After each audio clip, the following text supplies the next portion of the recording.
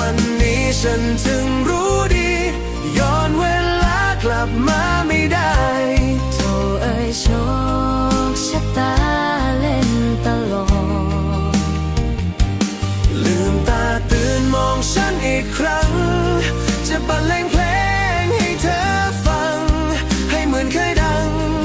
วันราบที่เราพบกัน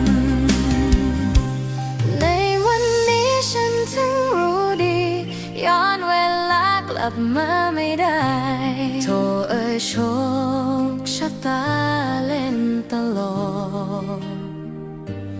ลืมตาตื่นมองฉันอีกครั้งจะบรรเลงเพลงให้เธอฟังให้เหมือนเคยดังวันราบที่เราพบกัน